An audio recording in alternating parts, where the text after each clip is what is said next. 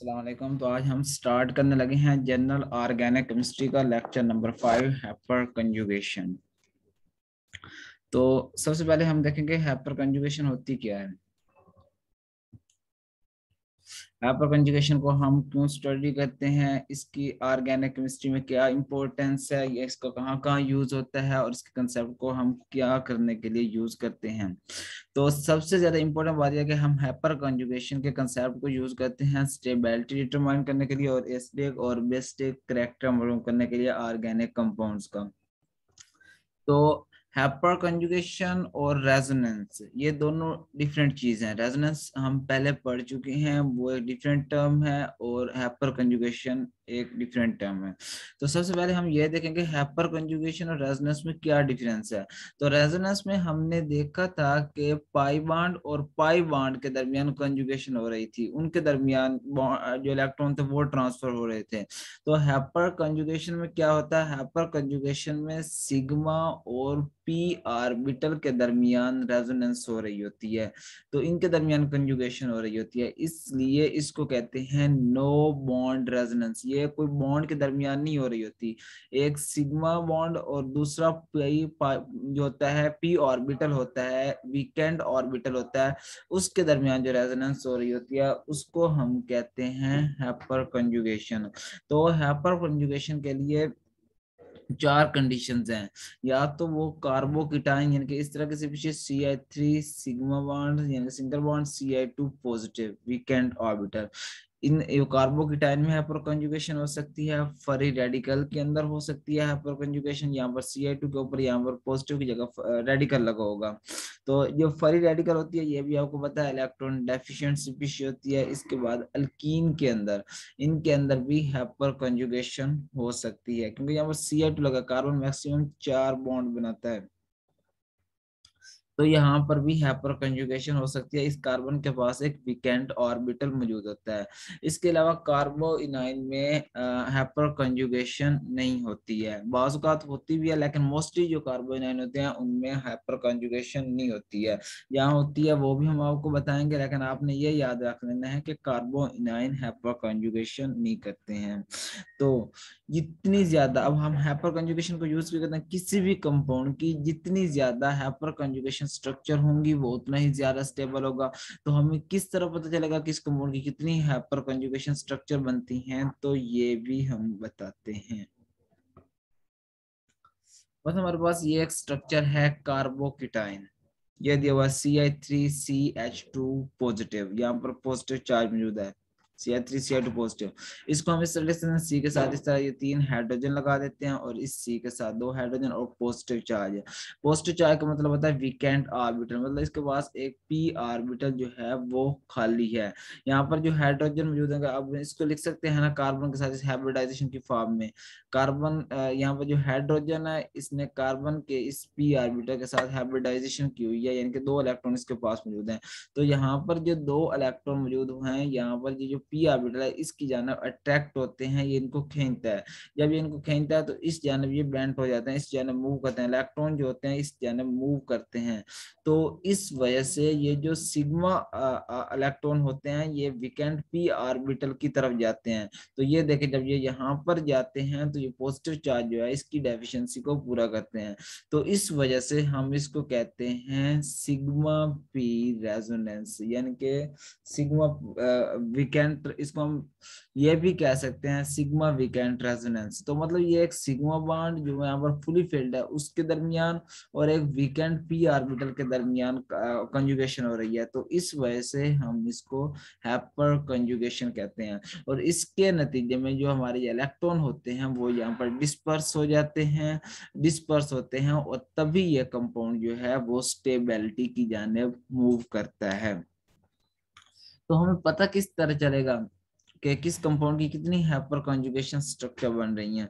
तो किसी भी कंपाउंड के अंदर जितने अल्फा हाइड्रोजन एटम होंगे उसकी उतनी ही ज्यादा हाइपर कंजुगेशन स्ट्रक्चर्स होंगे। तो अल्फा हाइड्रोजन कौन सा हाइड्रोजन होता है, तो जो हमारा वीकेंड ऑर्बिटल है उसके साथ जो कार्बन अटैच है वो हमारा अल्फा कार्बन होता है, उस कार्बन के साथ जो हाइड्रोजन अटैच होते हैं वो हमारे अल्फा हाइड्रोजन होते हैं। तो अगर हम यहाँ पर देखें तो यहाँ पर हमारा वीकेंट ऑर्बिटल है, जो हमारा फंक्शनल ग्रुप है ये बनता है यहाँ पर, तो इसके साथ ये कार्बन अटैच है, तो ये कार्बन हमारा अल्फा कार्बन बनेगा। तो इस कार्बन के साथ ये 3 हाइड्रोजन अटैच है, तो ये 3 अल्फा हाइड्रोजन होंगे। इसका मतलब है जो रेजोनेंस यहाँ पर हाइपर कंजुगेशन स्ट्रक्चर है वो इसकी 3 बनेगी। और अब हाइपर कंजुगेशन होती किस तरह, मसलन यहाँ पर इस कार्बन का CH3CH2 पॉजिटिव की एग्जांपल ले लेते हैं। यहाँ पर पॉजिटिव चार्ज मौजूद था और यहाँ पर 3 हाइड्रोजन एटम अटैच थे, और हाइड्रोजन तीनों हाइड्रोजन एटम ने कार्बन के साथ बॉन्ड बनाया हुआ था, इलेक्ट्रॉन शेयर करके बॉन्ड बना रहे थे। तो यहाँ पर इन दोनों में दो दो इलेक्ट्रॉन मौजूद होंगे, और इस पर इस जो कार्बन है इसके ऊपर इलेक्ट्रॉन की डेफिशिएंसी होगी। तो ये इलेक्ट्रॉन क्या करेंगे, यहाँ से मूव करेंगे, इस कार्बन की डेफिशिएंसी को पूरा करने के लिए आएंगे। जब यहाँ से इलेक्ट्रॉन मूव करके यहाँ पर आएंगे तो इसका पॉजिटिव चार्ज खत्म हो जाएगा और ये बॉन्ड क्या करेगा, टूट जाएगा, और इस हाइड्रोजन के ऊपर पॉजिटिव चार्ज आ जाएगा। अब यहाँ पर हम बाण क्यों नहीं लगा रहे, बाण हम बस आपको डिस्क्रिप्शन देने के लिए नहीं लगा रहे, यहाँ पर बाण मौजूद नहीं होता है, ये बस डिस्क्रिप्शन देने के लिए लिखा जाता है। इसका ये मतलब नहीं कि यहाँ पर हाइड्रोजन मौजूद नहीं होता है, हाइड्रोजन मौजूद होता है और इसकी गेंद ये रोटेट कर रहा होता है, कहीं ना कहीं पर मौजूद होता है। क्योंकि ये रोटेट कर रहा होता है इस वजह से हम यहाँ पर बॉन्ड नहीं लगाते हैं। तो हो सकता है अब यहाँ पर तीनों जो हाइड्रोजन एटम है मौजूद है, तो हो सकता है कभी इस हाइड्रोजन के दरमियान से इलेक्ट्रॉन मूव करके यहाँ पर जाए, कभी हो सकता है इस हाइड्रोजन के दरमियान से इलेक्ट्रॉन मूव करके यहाँ पर जाए, तो यहाँ पर हम बॉन्ड शो करेंगे। तो हो सकता है कभी इस दरमियान वाले हाइड्रोजन से भी इलेक्ट्रॉन मूव करके इस कार्बन की तरफ जाए, तो यहाँ पर भी हम बॉन्ड शो नहीं करते। तो ये इसकी 3 पॉसिबल स्ट्रक्चर हो सकती हैं। तो इसकी जितनी ज्यादा नंबर ऑफ अल्फा हाइड्रोजन होंगी उतनी ही ज्यादा उसकी जो नो बॉन्ड रेजोनेटिंग यानी कि हाइपर कॉन्जुगेशन स्ट्रक्चर होंगी। तो अब हम हाइपर कॉन्जुगेशन को डिफाइन कर सकते हैं इस तरह के, delocalization of electron with the participation of bonds of primary sigma bond, क्योंकि हमारे वो सिग्मा बॉन्ड से जो इलेक्ट्रॉन थे वो मूव करके जा रहे थे, कार्बन और हाइड्रोजन के दरमियान सिग्मा बॉन्ड बन रहा था और वहां से सिग्मा इलेक्ट्रॉन मूव कर रहे थे। और कहाँ पर मूव कर रहे थे, उस अपने करीबी जो खाली यानी कि वीकेंड पी ऑर्बिटल मौजूद था उसकी जानिब मौजूद कर रहे थे। तो विद द एडजेसेंट एम्प्टी और पार्शियली फिल्ड पी ऑर्बिटल, ठीक है, उसको हम पाई ऑर्बिटल भी कहते हैं। और जब वहां पर मूव कर देते हैं तो उसका फायदा क्या होता है, क्या कर रहे हैं, उसको स्टेबिलिटी दे रहे होते हैं, मतलब to give an extended molecular orbital that increase the stability of system, मतलब इनके मूव करने से उसकी स्टेबिलिटी इंक्रीज करे। मतलब एक सिग्मा बॉन्ड से इलेक्ट्रॉन का मूव करना खाली मतलब ऑर्बिटल की तरफ पाई और वीकेंड पी ऑर्बिटल की तरफ, और उसको पूरे कंपाउंड को स्टेबिलिटी देना, इस फेनोमेना को हम कहेंगे हाइपर कंजुगेशन। और ये क्या करता है, उसके अंदर डी लोकलाइजेशन को इंक्रीज करता है और स्टेबिलिटी को भी इंक्रीज करता है। तो हम कार्बोकेटाइन पढ़ रहे थे, तो कार्बोकेटाइन की हम नेक्स्ट देखेंगे। ये कंपाउंड जो हुआ है कार्बोकेटाइन CH3CH पॉजिटिव CH3, ये कार्बोकेटाइन है, कार्बन के ऊपर पॉजिटिव चार्ज मौजूद है। तो अगर हम यहाँ पर देखें तो ये भी हमारा अल्फा कार्बन बन रहा है और ये भी अल्फा कार्बन बन रहा है, क्योंकि ये हमारे डिजायर कंपाउंड के साथ अटैच है। तो अगर यहाँ पर देखा जाए तो इस कार्बन के साथ भी 3 हाइड्रोजन है, यहाँ पर भी 3 हाइड्रोजन है, मतलब 3 अल्फा हाइड्रोजन, 6 अल्फा हाइड्रोजन मौजूद है। तो इसका मतलब है इसकी 6 नो बॉन्ड रेजोनेटिंग स्ट्रक्चर यानी कि 6 हाइपर कंजुगेशन स्ट्रक्चर पॉसिबल है। ये 3-4 एग्जाम्पल में हम देखेंगे कि किसी कंपाउंड की हम किस तरह पता लगाएंगे कि नो बॉन्ड रेजोनेटिंग स्ट्रक्चर यानी कि हाइपर कंजुगेशन स्ट्रक्चर कितनी ज्यादा है।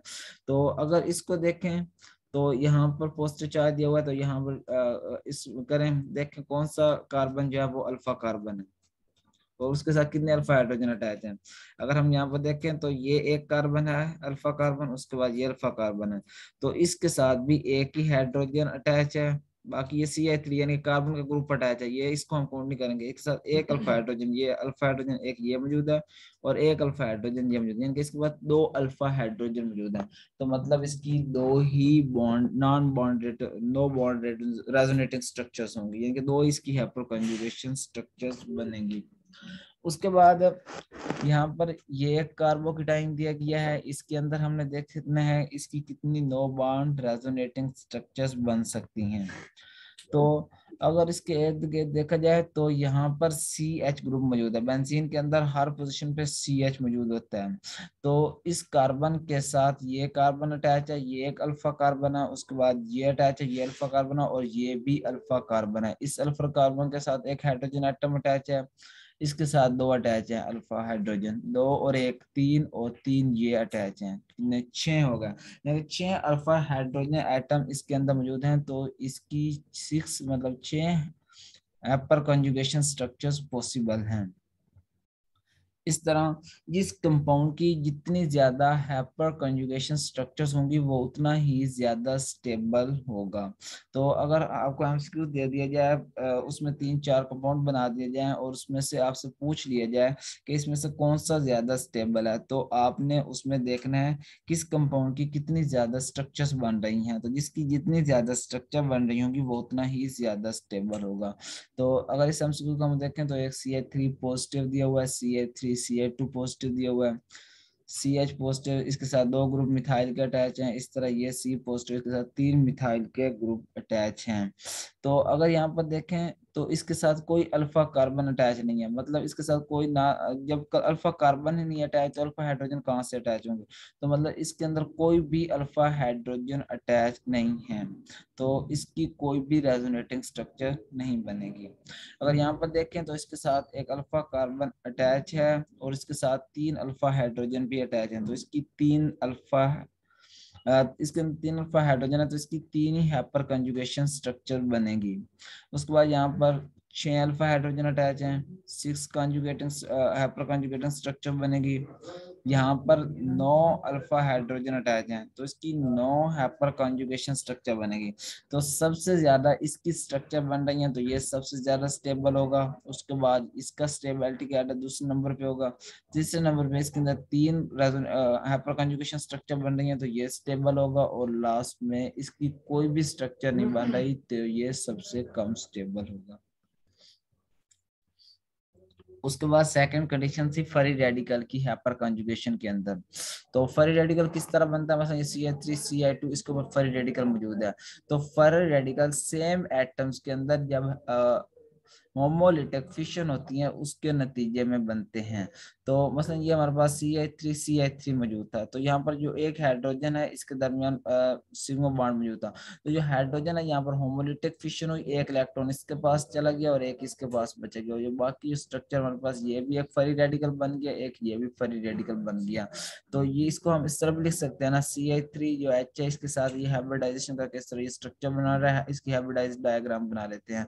और ये कार्बन जो है 2 हाइड्रोजन के साथ सिग्मा बॉन्ड बना रहा है, उसका जो एक p ऑर्बिटल है वो यहाँ पर वीकेंट है, खाली है, इसके ऊपर एक रेडिकल मौजूद है यानी कि एक इलेक्ट्रॉन मौजूद है। और यहाँ पर इसके पास जो सिग्मा बॉन्ड है इसके पास 2 इलेक्ट्रॉन मौजूद है।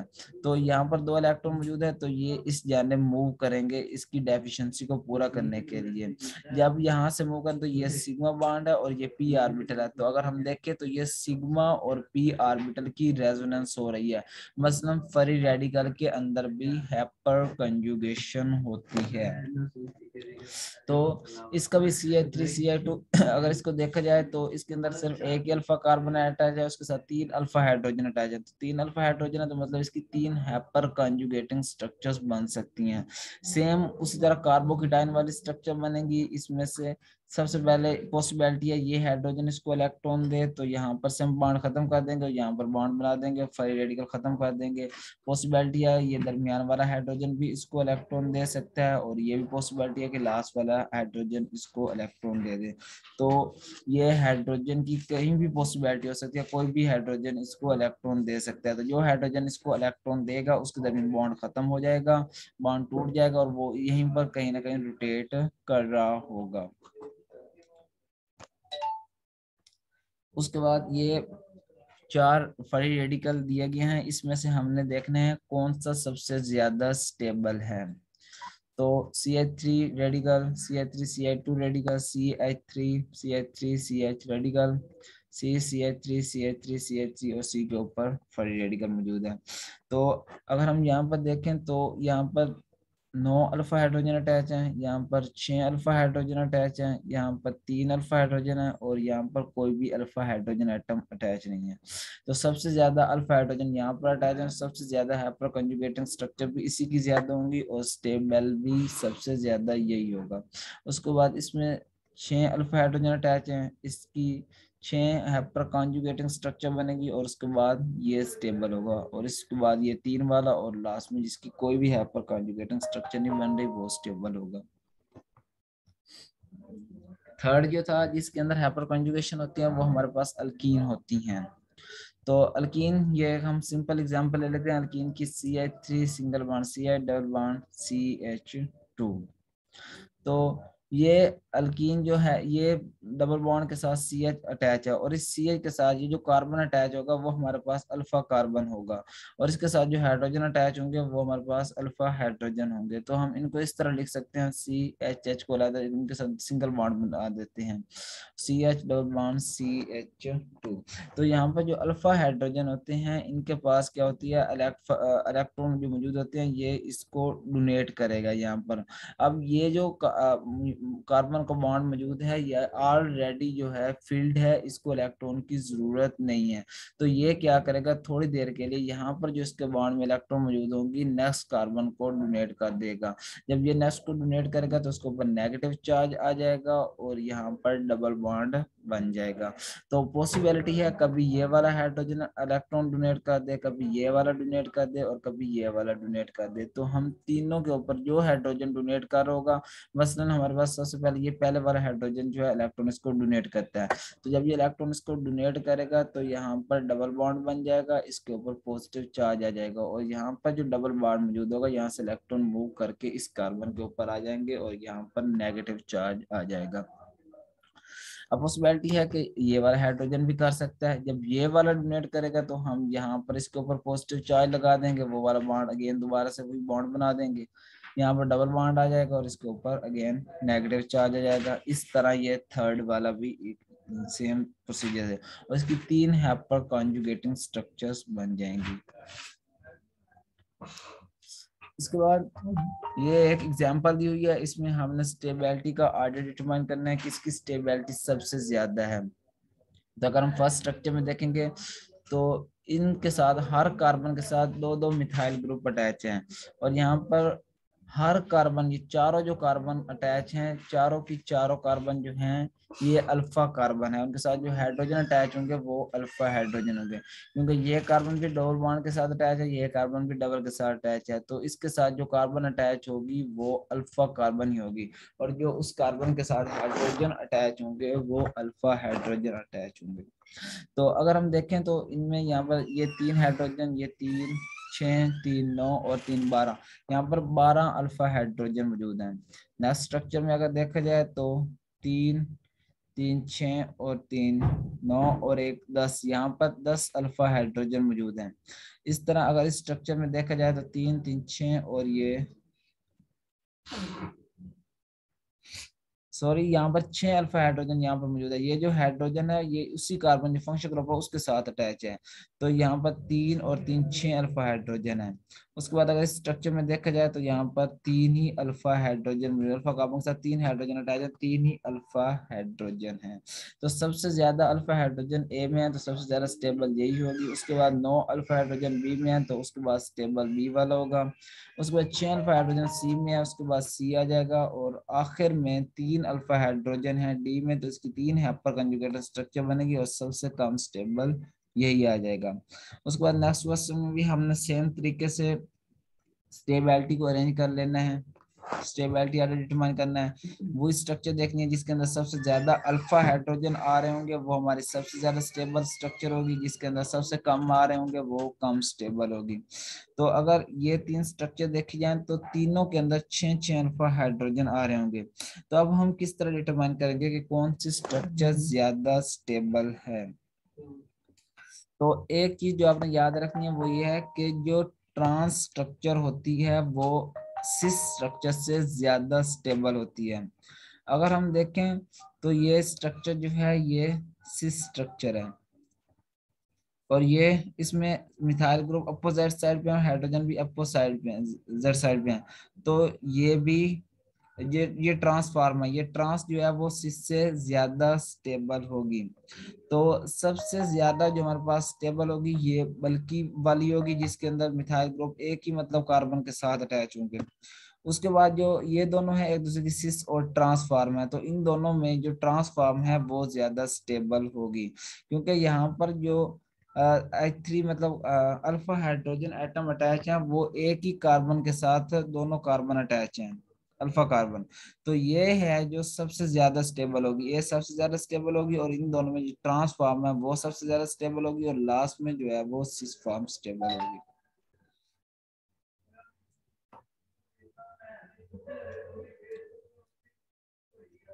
CH3 C single bond CH3 CH3। अब अगर यहाँ पर हम हाइपर कंजुगेशन करवाएं तो ये जो हमारे पास CH3 मौजूद है, यहाँ से जो एक हाइड्रोजन एटम है वो इसको इलेक्ट्रॉन देगा यहाँ पर, इस बॉन्ड कार्बन को। जब ये इस कार्बन को देगा तो ये ऑलरेडी फील्ड होगा, जब ये ऑलरेडी फील्ड होगा तो ये अपने पहले से मौजूद जो इलेक्ट्रॉन है वो नेक्स्ट कार्बन को थोड़ी देर के लिए दे देगा। तो अगर जब ये कार्बन इसको देगा तो यहाँ पर नेगेटिव चार्ज आ जाएगा, यहाँ पर CH2 मौजूद है, CH3 नहीं है, CH2। तो जब ये इलेक्ट्रॉन यहाँ पर मूव करके आएंगे तो इसके ऊपर नेगेटिव चार्ज आ जाएगा, और यहाँ पर CH2 के दरमियान डबल बॉन्ड बन जाएगा, जो H एक पॉजिटिव है वो यहाँ पर इस तरह रोटेट कर रहा होगा, ये हम सपोज करते हैं। एक्चुअली स्ट्रक्चर कोई बंदा देख तो नहीं सकता, लेकिन ये इसको हम डिस्क्रिप्शन के लिए ऐसे ही लिखते हैं। तो ये जब यहाँ से मूव करके आ जाएगा तो ये स्ट्रक्चर ज्यादा स्टेबल हो जाएगी। इस तरह अगर हम पाई इलेक्ट्रॉन को यहाँ से मूव करवाते हैं, इस जगह मूव करवा देते हैं, तो यहाँ पर जो CH3 है वो भी यहाँ पर ऑलरेडी इसको इलेक्ट्रॉन डोनेट कर रहा होगा। तो जब ये यहाँ से मूव करेगा इसके ऊपर नेगेटिव चार्ज आएगा, और ये इसको क्या करना शुरू कर देगा, रिपेल करना शुरू कर देगा। तो ये स्ट्रक्चर जो है वो अनस्टेबल हो जाएगी। उसके बाद हम स्टेबिलिटी ऑर्डर देखेंगे। तो क्योंकि इसका जो होती है क्वार्टनरी इथीन क्वार्टरी अल्कीन होती हैं वो सबसे ज्यादा स्टेबल होती हैं, क्योंकि इनमें के अंदर 12 अल्फा हाइड्रोजन एटम मौजूद होते हैं। तो ये 12 हाइपर कॉन्जुगेटिंग स्ट्रक्चर बना रही होती हैं।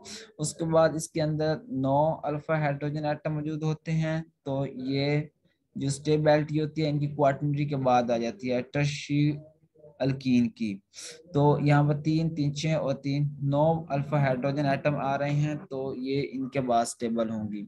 उसके बाद 3 और 3 6 यहाँ पर आ रहे हैं, तो ये इसके बाद स्टेबल होंगे, क्योंकि एक ही कार्बन के साथ 2 मिथाइल ग्रुप अटैच हैं, दोनों अल्फा कार्बन एक ही कार्बन के साथ अटैच हैं, तो उसके बाद ये स्टेबल होंगी। ये गलत लिखा हुआ है, यहाँ पर 9 होंगे और यहाँ पर 6 होंगे। इस तरह सेम यहाँ पर जो ट्रांसफॉर्म है इसके अंदर 6 अल्फा हाइड्रोजन आ रहे हैं, तो ट्रांसफॉर्म इस फॉर्म से ज्यादा स्टेबल होगी। उसके बाद लास्ट में इसके अंदर क्योंकि 3 अल्फा हाइड्रोजन आ रहे हैं तो ये होगी, और लास्ट में इसके अंदर कोई भी अल्फा हाइड्रोजन एटम नहीं है तो ये स्टेबल होगी। लास्ट में हम देखेंगे कार्बन इनाइन का। कार्बन इनाइन के अंदर हाइपर कंजुगेशन नहीं होती है। इसका रीजन क्या है? इसका रीजन ये है कि ये जो हमारा कार्बन होता है CH2 नेगेटिव, यहाँ पर नेगेटिव का मतलब होता है ये ऑलरेडी फेल्ड है, मतलब इसके पास ऑलरेडी 2 इलेक्ट्रॉन मौजूद हैं। तो यहाँ पर 2 इलेक्ट्रॉन जो अनहाइब्रिडाइज p ऑर्बिटल होता है इसके इलेक्ट्रॉन मौजूद होते हैं। जब इसके अंदर मौजूद होते हैं तो ये यहाँ से विड्रॉ ही नहीं करेगा, खींचेगा ही नहीं। तो इस वजह से इनके दरमियान हाइपर कंजुगेशन नहीं होती है, क्योंकि ये ऑलरेडी इलेक्ट्रॉन रिच स्पीशीज होती है। हमारे पास हाइपर कंजुगेशन है वो तो मतलब होती सिग्मा और पी जो विकेंट ऑर्बिटल है उसके दरमियान होती है। अब जब पी ऑर्बिटल है वो विकेंट है ही नहीं, पहले से फील्ड है, तो हाइपर कंजुगेशन होगी नहीं। लेकिन हर जगह ये नहीं होता, हाइपर कंजुगेशन कहीं कहीं पर भी हो भी सकती है। अगर यहाँ पर देखें तो या इस कार्बन के साथ Cl ग्रुप पर चाहते हैं तो ये क्या करेंगे, ये Cl जो ये इलेक्ट्रॉन जब ये Ci2 ग्रुप इसको डोनेट करेगा इसके ऊपर, क्योंकि इलेक्ट्रॉन एफिशिएंट स्पीशीज है, इलेक्ट्रॉन इसको डोनेट डोनेट करेगा, यहाँ पर डबल बॉन्ड बन जाएगा और यहाँ पर जो इलेक्ट्रॉन मौजूद होंगे जो कुछ देर के लिए क्लोरीन को डोनेट कर देगा, क्लोरीन के ऊपर नेगेटिव चार्ज आ जाएगा। इस तरह पॉसिबिलिटी है कभी ये इलेक्ट्रॉन इस क्लोरीन को डोनेट कर दे, कभी इसको डोनेट कर दे, इस तरह। तो जहां जहां पर पॉसिबिलिटी है वहां पर हम हर स्ट्रक्चर के अंदर एक दफा बॉन्ड को जो है डिसपेयर करके उसके ऊपर नेगेटिव चार्ज लगाकर इसको डिस्क्राइब करते हैं। तो आपने याद रखना है कि कार्बो इनाइन के अंदर हाइपर कंजुगेशन नहीं होती है, मैक्सिमम यही होता है कि कार्बो इनाइन के अंदर हाइपर कंजुगेशन नहीं होती है।